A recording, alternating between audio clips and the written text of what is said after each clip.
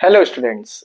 मैं आपका टीचर अक्षय कुमार आपका फिर से स्वागत करता हूं आपके अपने YouTube channel computer science with Akshay sir.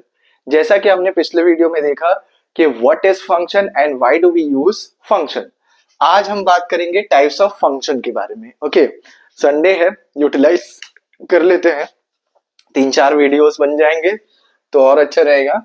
तो टाइप्स ऑफ फंक्शन, अगर टाइप्स ऑफ फंक्शन पे आएंगे तो सबसे पहला फंक्शन आपका जो बनेगा, मतलब अगर कैटेगरी वाइज बनाऊं तो मैं पहला टाइप अगर अब दे रहा हूं तो वो है आपका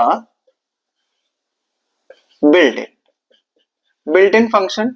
ठीक है, और दूसरा टाइप मैं दे रहा हूं एक सिंपल सा यूजर डिफाइंड फंक्शन। मैं दो कैटेगरी बना रहा हूं बस। ओके, एक हो गया आपका बिल्ट इन फंक्शन और एक हो गया आपका यूजर डिफाइंड फंक्शन।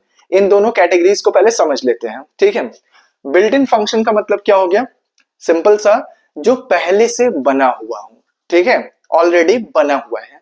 ऑलरेडी बना हुआ मतलब कि जैसे आपने पाइथन आइडियली या फिर स्पाइडर या फिर कोई भी सॉफ्टवेयर जिसमें पाइथन इंस्टॉल आता है आपको, आप उसको इंस्टॉल करते हो तो उसके साथ जो फंक्शंस लाइब्रेरीज जो आती हैं, जिनके साथ सारे फंक्शंस आते हैं बने बनाए, केवल आपको उनका नाम यूज करना है, तो वो आपको होता है बिल्ट इन। फॉर एग्जाम्पल अगर मैं लिखूं तो, सॉरी डस्टर कहाँ रख दिया, ये है।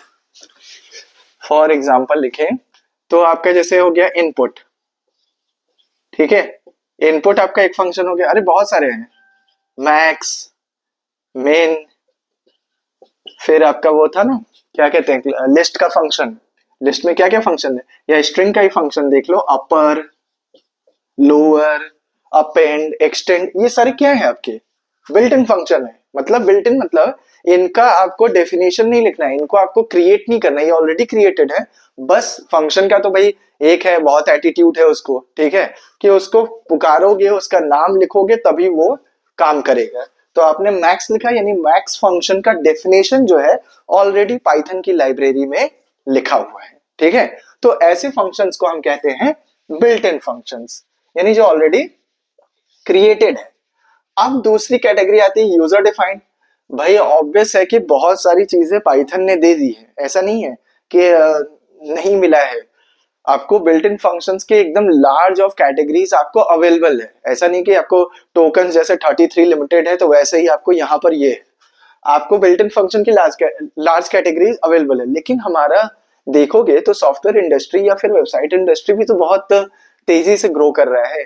तो वहां पर हर चीज के लिए फंक्शन होना, है ना, वो आगे चल के हो सकता है उसमें फंक्शन बन जाए, फंक्शन होना कोई जरूरी नहीं है। तब हमें जरूरत पड़ती है यूजर डिफाइंड फंक्शन की, यानी कि हम अपने अकॉर्डिंग एक फंक्शन को डिफाइन कर पाए, यानी कि उसका बॉडी लिख पाए, उसमें क्या काम करना है। भाई फंक्शन का डेफिनेशन क्या था? To perform specific task, reusable, a block of reusable code to perform a specific task.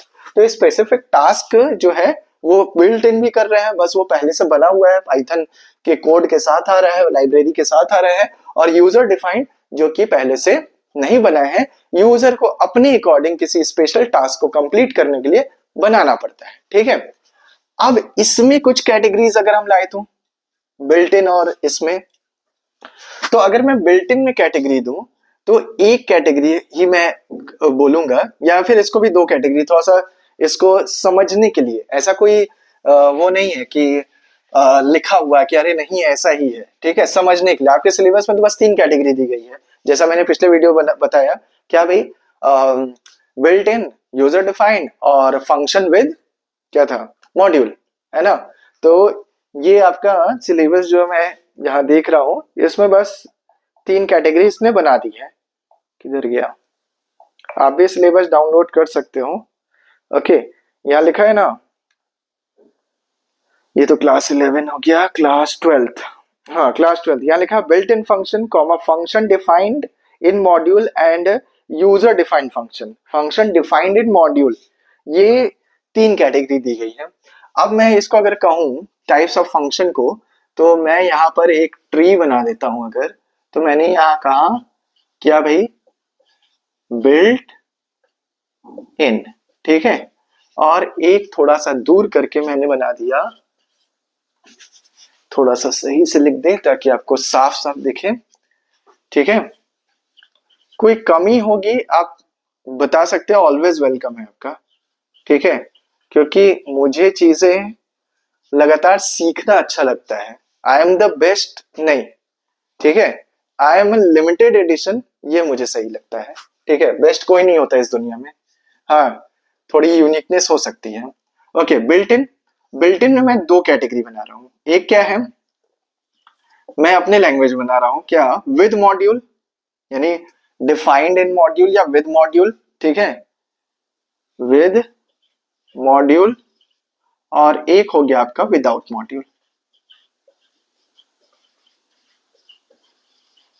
With module का मतलब जहां पर हमें मॉड्यूल को इंपोर्ट करना पड़ेगा, है ना। जैसे आपने क्लास 11 में पढ़ा था, मैथ्स का तीन थे ना, स्टैटिस्टिक्स, मैथ्स और एक था कौन सा, रैंडम।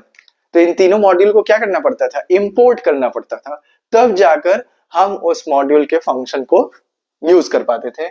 मॉड्यूल क्या है, मैंने बताया भी था एक वीडियो में, इधर फाइल वाले वीडियो में देखिएगा। Module is a py file, यानी module is a Python file that has definitions of function. बस, मॉड्यूल एक पाइथन फाइल है जिसमें फंक्शंस का डेफिनेशन है। जैसे मैथ मॉड्यूल है तो उसमें जितने फंक्शंस आएंगे, एसक्यूआरटी, साइन, कॉस, टैन, जो भी जितने फंक्शंस हो रहे हैं, सील, फ्लोर, वो सारे फंक्शंस का डेफिनेशन मैथ मॉड्यूल यानी मैथ नाम का जो पाइथन फाइल है उसमें ऑलरेडी लिखा हुआ है।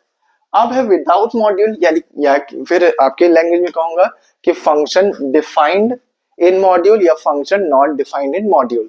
तो विदाउट मॉड्यूल, मैंने इसको इजी कर दिया क्या, विदाउट मॉड्यूल का मतलब क्या हो गया कि जिससे हमें बिना मॉड्यूल का यूज किए फंक्शन हम यूज कर पा रहे हैं। जैसे इनपुट है ना, जैसे इनपुट, प्रिंट, जैसे इससे पहले मैंने बताया आपको क्या क्या था, हाँ अपेंड, एक्सटेंड, मैक्स, मिन, ये सब क्या है, विदाउट मॉड्यूल। अगर यहाँ मैं लिखूं तो मॉड्यूल में क्या क्या आ जाता है, जैसे मैथ हो गया, मैथ के सारे फंक्शन इसमें आ जाएंगे, मैथ रैंडम।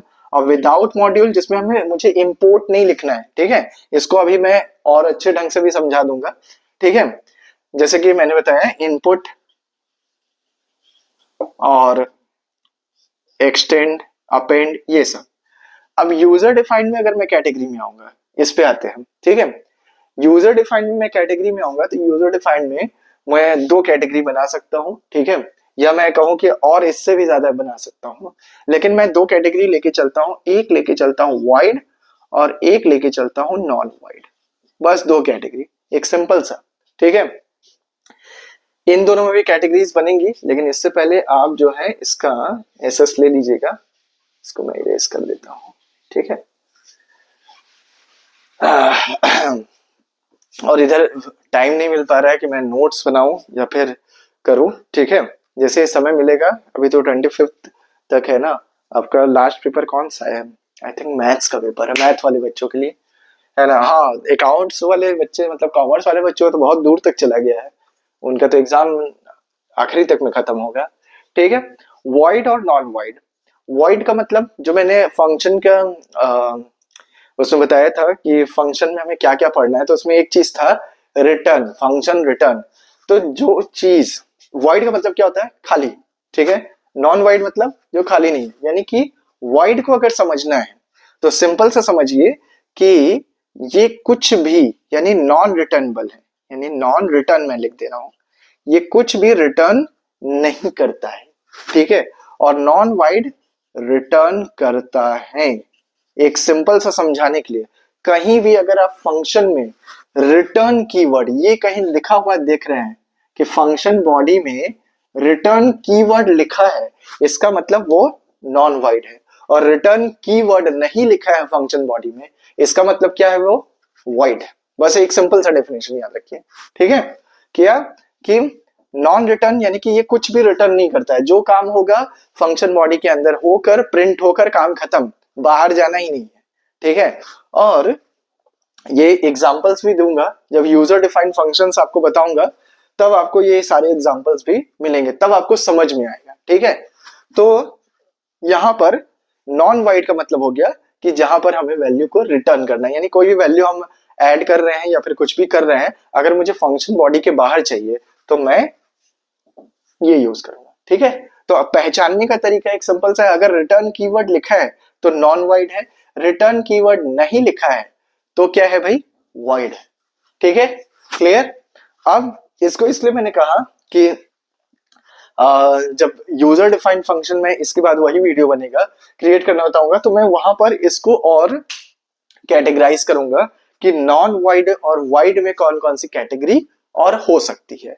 ठीक है, तो ये था आपका कि टाइप्स ऑफ फंक्शन कितने, एक विद मॉड, एक बिल्ट इन हो गया और एक यूजर डिफाइंड हो गया विद मॉड्यूल, जहां पर हम मॉड्यूल्स को इंपोर्ट करेंगे, और एक विदाउट मॉड्यूल जहां मॉड्यूल्स को इंपोर्ट करने की जरूरत नहीं पड़ेगी। ठीक है, और एक आपका हो गया user defined.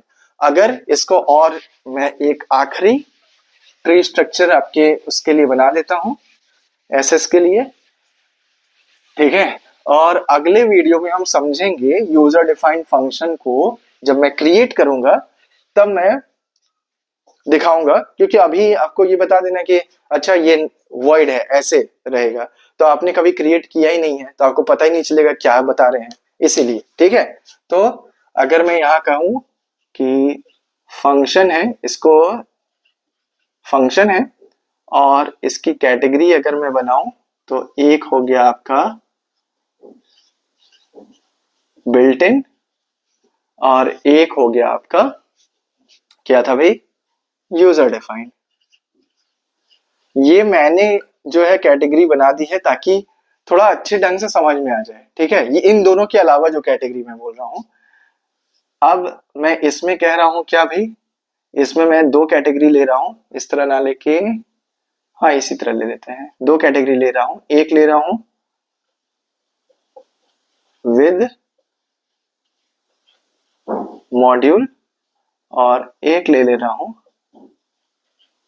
Without module. Example नीचे लिख देता हूं। ठीक है, एग्जाम्पल जैसे SQRT। ठीक है, और इसमें तो बहुत सारे हैं, मैं अपेंड ही लिख दे रहा हूं एग्जाम्पल में, हो गया। और नेक्स्ट यूजर डिफाइंड में आएंगे, तो यूजर डिफाइंड में मैं यहाँ पर दो कैटेगरी बनाऊंगा, एक हो गया आपका वाइड और एक हो गया आपका नॉन वाइड। इन दोनों में जो है दो कैटेगरी होती है। ठीक है, एक हो गया आपका विद, नीचे लिख देता हूं, एक हो गया आपका, जो पुराने बच्चे होंगे ना उनको याद आ रहा होगा ये टेबल कि अरे हाँ सर आप बताए थे। ठीक है, ये आपको बुक में नहीं मिलेगा, ये बेसिकली समझाने के लिए मैंने थोड़ा सा खुद से भी डिवाइड किया है। जैसे कि नंबर सिस्टम में मैं जो 3 रूल्स बनाता हूँ वो भी खुद का बनाया हुआ है। ठीक है, पढ़ने और समझने के लिए चीजें बनाई जाती हैं ताकि आपको एग्जाम में दिक्कत ना हो। तो ये है, आप इसका जो है एसएस ले लीजिए। ठीक है, तो भाई फंक्शन दो कैटेगरी के होते हैं, बिल्ट इन और यूजर डिफाइंड।